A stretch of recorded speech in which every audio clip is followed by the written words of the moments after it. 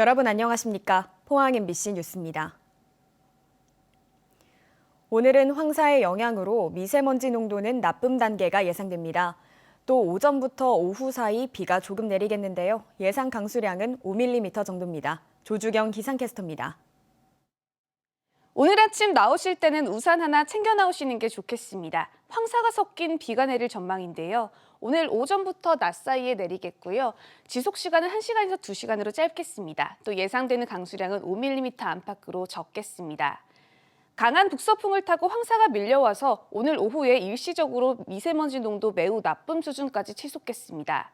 한편 서풍도 강하게 불어들고 있습니다. 포항에는 건조주의보가 발효 중인 가운데 조금 뒤부터는 경북 동해안과 울릉도, 독도에 강풍특보가 내려지겠고 동해 전해상에는 풍랑주의보가 발효될 전망입니다. 이어서 자세한 지역별 날씨 보시면 오늘 아침 기온은 10도에서 14도로 어제보다 포근하게 시작하고 있고요. 한낮 기온은 울진과 영덕 25도, 포항과 경주 26도로 어제와 비슷한 기온 예상됩니다. 울릉도와 독도의 아침 기온은 15도로 시작하고 있고요. 한낮 기온은 울릉도 20도, 독도 17도가 되겠습니다. 동해상에서는 오늘 해상 안전사고에 유의하셔야겠습니다. 바다의 물결은 중부 해상에서 최고 4m로 거세게 일겠고 남부 해상에서 3m까지 일겠습니다. 미세먼지는 어버이날인 내일 오후부터 차차 옅어지겠고 휴일 동안에도 맑고 포근한 봄 날씨가 예상됩니다. 날씨였습니다. 한수원이 비정규직의 정규직 전환에 소극적입니다. 2017년 정부 방침이 마련된 지 4년이 지났지만 여전히 5천여 명이 비정규직으로 남아있는데요. 자회사 방식으로 전환된 일부 직군들도 문제는 마찬가지라고 합니다. 박성아 기자가 보도합니다. 지난 2017년 정부는 공공부문 비정규직의 정규직 전환에 나섰습니다. 이에 따라 한수원도 정규직 전환을 시작했습니다. 2019년 식당 직원 69명을 직접 고용하고 시설관리 분야는 퍼스트키퍼스, 경비 분야는 CQ텍이라는 자회사를 만들어 각각 1,200여 명과 900여 명을 고용했습니다. 하지만 그뿐이었습니다. 한수원 본사와 산하 원전본부 5곳에서 일하는 노동자 14,000여 명 가운데 35%, 5,000명가량이 여전히 비정규직 노동자입니다. 방사선 안전관리, 원전 수처리, 원전 설비 정비 등 원전의 안전과 밀접한 일은 여전히 많은 비정규직 노동자들의 몫인 겁니다. 교대 근무라든가 이런 부분은 그다음에 정비도 있고 이런 부분은 다 외주를 주고 있는 상황이지 않습니까? 결국은 본인들이 하기 싫은 것만 다 외주를 주고 있는 거죠. 위험의 외주화가 계속되고 있는 원자력 발전소. 방사능 피폭에서도 산업재해에서도 협력업체 직원들은 정직원에 비해 현저히 높은 위험에 노출돼 있는 것으로 나타나고 있습니다. 최근 5년간 방사선 관리구역에 출입한 협력업체 직원은 5만 7천여 명. 이들의 피폭량은 한수원 정직원보다 무려 18배나 많습니다. 터빈 건물에서 근무를 하고 있는데 거기에서도 위험한 작업을 많이 하는데 주로 협력업체에서 많이 하고 있습니다. 노동자들은 문재인 정부가 임기 초부터 핵심 과제로 정했던 원전 업무의 외주화 금지가 하루속히 이행돼야 한다고 말합니다. 2017년부터 한수원과 원안위 그리고 산자부가 3자가 모여서 원전 업무 외주 금지 분야에 대해서 논의를 하고 있는데 저희가 계속 확인을 해봐도 전혀 진척된 바가 없이 논의 중이다라는 말만 반복하고 있습니다. 자회사 방식의 전환 역시 용역업체에서 자회사로 소속만 바뀌었을 뿐 노동 환경은 나아지지 않았다고 말합니다. 근본적으로 직접 고용이 필요하다는 겁니다. 용역 때와 별반 다를 게 전혀 없기 때문에 이럴 바에는 용역하고 똑같기 때문에 자회사 해산을 하고 직접 고용을 해라. 한수원은 생명안전 업무 외주 금지 등을 위해 원안위, 산업부와 합동 검토 중이며 정부의 정책 방향이 결정되는 대로 후속 조치를 이행할 예정이라는 원론적인 답변을 다시 한번 내놨습니다. 그러면서 모든 비정규직의 정규직 전환은 지난 2017년 정부의 가이드라인에 따라 이뤄지고 있다고 밝혔습니다. MBC 뉴스 박성아입니다. 문승욱 산업통상자원부 장관 후보자가 인사청문회에서 문재인 정부의 탈원전 에너지 전환 정책에 강한 의지를 표명했습니다. 문 후보자는 월성 1호기 조기 폐쇄에 대한 감사원 감사 결과에 대해 에너지 전환 정책에 대한 판단이 아니며 조기 폐쇄에 감사 결과가 영향을 미치지 않는다라며 흔들림 없이 에너지 전환 정책을 추진하겠다고 밝혔습니다. 그리고 원전은 온실가스 감축에는 장점이 있지만 국민 수용성 등을 고려할 때 탄소 중립을 위한 지속 가능한 대안이 되기는 어렵다고 견해를 피력했습니다. 또한 일본 후쿠시마 원전 오염수 방류 계획에 대해서는 충분한 협의 없이 이뤄진 일방적 조치라며 일본의 정보 공개와 검증을 촉구하고 국제사회가 공조해야 한다고 밝혔습니다. 방역당국이 지난달 경북의 코로나 확진자를 표본 조사했더니 캘리포니아 변이 바이러스가 절반 가까이 확인됐습니다. 기존 바이러스보다 감염력이 20% 높다고 알려져 있는데요. 아직 다른 역학적인 위험성은 확인되지 않았지만 확산세가 빨라질 수 있다는 우려가 나옵니다. 도건엽 기자입니다. 중앙방역대책본부가 지난달 경북 확진자의 검체 73건을 검사했더니 캘리포니아 변이 바이러스가 35건 나왔습니다. 변이 바이러스 검출률이 47.9%로 절반에 이릅니다. 전국 평균 6.4%의 약 7배, 수도권 평균 3.9%의 10배가 넘습니다. 경북 지역 중심으로는 미국 캘리포니아 변이가 또 주로 분리되고 있어서 이런 변이의 바이러스가 점점 더 확대되는 거에 대한 우려를 하고 있고. 캘리포니아 변이는 전파력이 20% 정도 높다고 알려져 있습니다. 하지만 다른 위험성은 아직 확인되지 않아서 기타 변이로 분류돼 있습니다. 그렇다 보니 주요 변이로 분류돼 있는 영국과 남아공, 브라질 변이와 달리 지자체에 통보하지도 않습니다. 기타 변이로 넣어놓고 저들인데도 발표 안 하고 시도에도 통보도 하지 않고 그렇지만은 집단 감염이 군데군데 일어날 때는 이제 그게 봤을 때도 전파 양상이 좀 빠르다 싶으면은 질병청에서 내려와서 저들인데 말도 안 하고 샘플링을 해가요. 경북 방역당국은 질병관리청에 표본 조사를 한 집단이 어딘지 알려달라고 요청해 놓았습니다.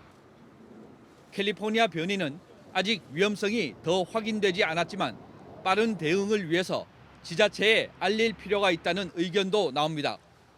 좀 더 분명한, 예를 들면 의미는 잘 모르지만은 변이는 이 정도다라는 것들을 미리미리 이야기하는 것들이 지자체에서도 대응하기는 더 좋았을 것 같습니다. 대구에서는 0시 기준으로 7명의 확진자가 나와 이틀째 10명 미만을 기록했습니다. 그러나 경북에서는 구미 7명, 경산 4명 등 22명의 확진자가 나왔습니다. 1단계로 낮춘 청도군에서도 3명의 확진자가 나왔습니다.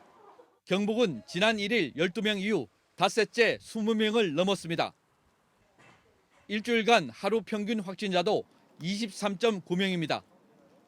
변이 바이러스 확산에 따른 우려감이 커질 수밖에 없습니다. MBC 뉴스 도건협입니다. 코로나19로 피해를 입은 집합 금지 업종과 소상공인 등에 대한 개인 지방소득세 납부 기한이 8월까지 3개월 연장됩니다. 대상은 집합 금지와 영업 제한으로 피해를 입은 소상공인과 소규모 자영업자, 매출이 급감한 차상위 자영업자, 착한 임대인 등이며 대상이 아니더라도 매출이 감소한 자영업자도 연장 신청을 할 수 있습니다. 지난해 종합소득이 있는 개인은 이달 말까지 개인 지방소득세를 신고 및 납부해야 하지만 코로나19로 인한 영업 손실 등을 고려해 종합소득세와 동일하게 지방세 납부 기한도 8월 말까지 연장합니다.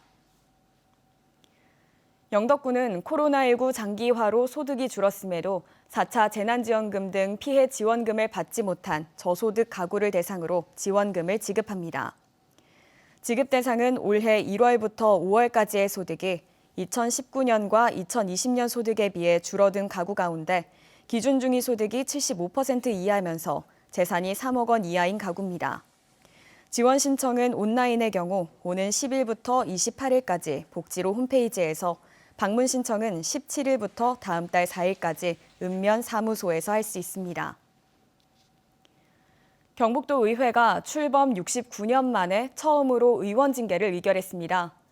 다수당인 국민의힘을 공산당과 동급이라고 개인 SNS에 올린 민주당 의원이 품위 유지 위반으로 징계를 받은 건데요.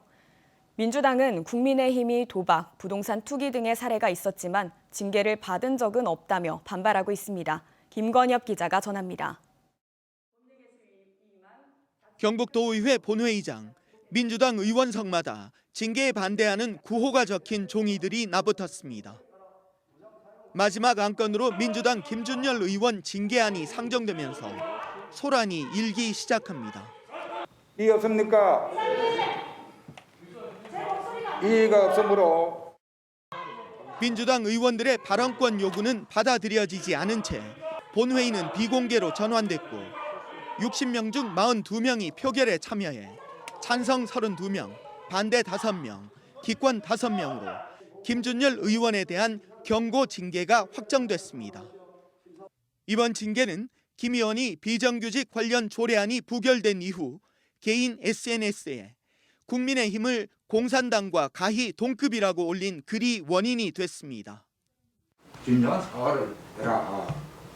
신선 발언을 해라. 한덕인 신선 발언 진정하게 해라. 제 경제에나 다른 데 의원들이 반발하는 그 심도를 알 거 아니야. 김 의원은 이후 글을 삭제하고 본회의에서 공개 사과했지만 국민의힘 의원 20명이 징계 요구서를 제출해 사상 첫 윤리위가 열렸고 본회의에서 사상 초유의 의원 징계가 의결됐습니다.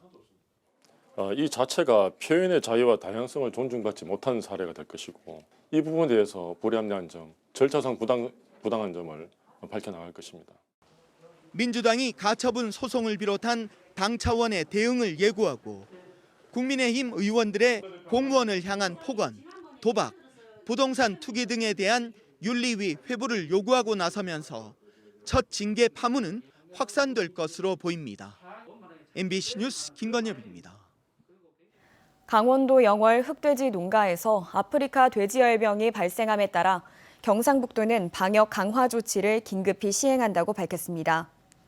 도내 모든 양돈 농가에 돼지열병 위험주의보를 발령하고 차량 출입 시 2단계 소독, 농장 내 4단계 소독 관리, 방목 금지, 발생 지역 입산 금지 등 농장 방역 수칙 준수를 안내하고 있습니다.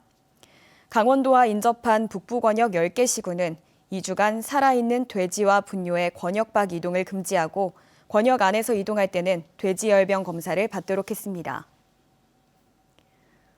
경북도 의회 의원 연구단체인 울릉도 환경보전연구회는 울릉도 환경보전 기여금제도 도입 타당성 검토 연구 용역 중간 보고회를 했습니다. 도의원들은 기여금이 도입되더라도 관광객에게 부담이 되지 않도록 합리적으로 책정해야 하며 재원이 적절히 사용돼야 한다는 입장입니다. 울릉도는 일주도로 개통에 이어 공항까지 건설되면 관광객이 늘어나 자연환경 보호와 지속가능한 성장을 위한 지원 제도 마련이 절실한 상황입니다. 대구 상인 연합회장을 둘러싼 각종 비리, 특혜 의혹에 대해서 보도해드렸는데요. 대구시는 감사에 착수했고 경찰은 일부 혐의에 대해 내사에 들어갔습니다. 의혹을 낱낱이 밝히기 위해 상인연합회 운영 전반에 대해 조사해야 한다는 지적이 나오고 있습니다. 양관희 기자가 보도합니다. 대구 상인연합회장 A씨 관련 비리와 특혜 의혹은 모두 4가지입니다. 상인회관 건립과 사후 면세점 설립, 서문시장 쇼핑 배송 사업, 서문시장 주차 빌딩 재임대까지 의혹은 줄줄이 나오고 있습니다.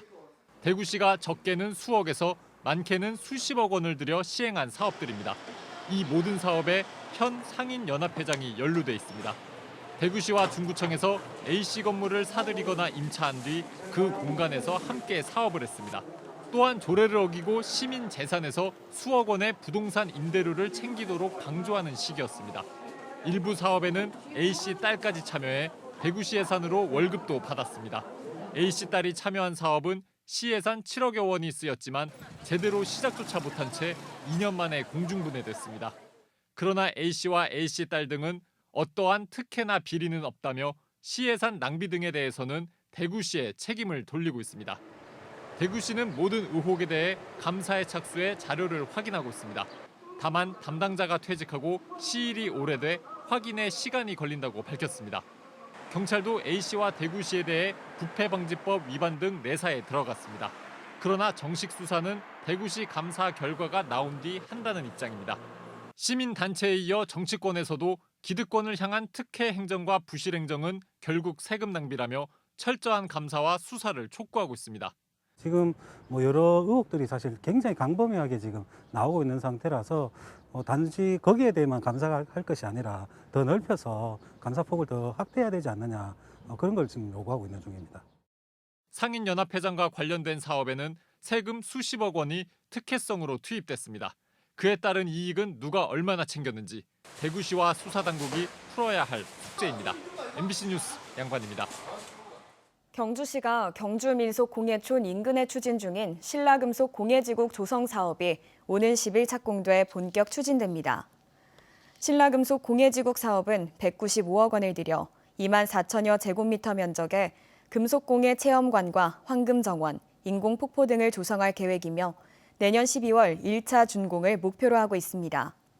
경주시는 신라금속 공예지국이 신라금속공예의 우수성을 알리는 새로운 관광 명소로 기대하고 있습니다.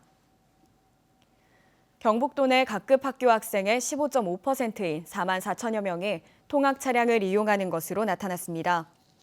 또 도내 1,660개 학교 가운데 통학 차량을 운영하는 학교는 748개교로 전체의 45%를 차지했습니다.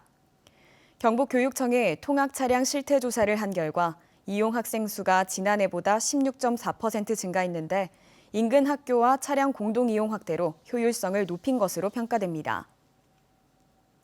경상북도 소방본부가 부처님 오신 날을 앞두고 전통 사찰에 대한 화재 예방 안전 관리에 나섰습니다. 소방본부는 소방시설 작동 여부 확인과 피난시설 등의 관리 상태를 점검하고 특별 경계 근무를 실시할 예정입니다. 지난 2016년부터 5년간 전통 사찰 화재는 총 38건이 발생해 1명이 다치고 3억 8천만 원의 재산 피해가 발생했습니다.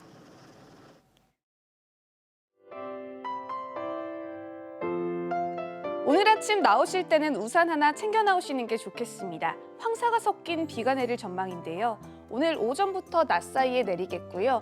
지속 시간은 1시간에서 2시간으로 짧겠습니다. 또 예상되는 강수량은 5mm 안팎으로 적겠습니다. 강한 북서풍을 타고 황사가 밀려와서 오늘 오후에 일시적으로 미세먼지 농도 매우 나쁨 수준까지 치솟겠습니다. 한편 서풍도 강하게 불어들고 있습니다. 포항에는 건조주의보가 발효 중인 가운데 조금 뒤부터는 경북 동해안과 울릉도, 독도에 강풍특보가 내려지겠고 동해 전해상에는 풍랑주의보가 발효될 전망입니다. 이어서 자세한 지역별 날씨 보시면 오늘 아침 기온은 10도에서 14도로 어제보다 포근하게 시작하고 있고요. 한낮 기온은 울진과 영덕 25도, 포항과 경주 26도로 어제와 비슷한 기온 예상됩니다. 울릉도와 독도의 아침 기온은 15도로 시작하고 있고요. 한낮 기온은 울릉도 20도, 독도 17도가 되겠습니다. 동해상에서는 오늘 해상 안전사고에 유의하셔야겠습니다. 바다의 물결은 중부 해상에서 최고 4m로 거세게 일겠고 남부 해상에서 3m까지 일겠습니다. 미세먼지는 어버이날인 내일 오후부터 차차 옅어지겠고 휴일 동안에도 맑고 포근한 봄 날씨가 예상됩니다. 날씨였습니다. 이상으로 포항 MBC 뉴스를 마칩니다. 여러분 고맙습니다.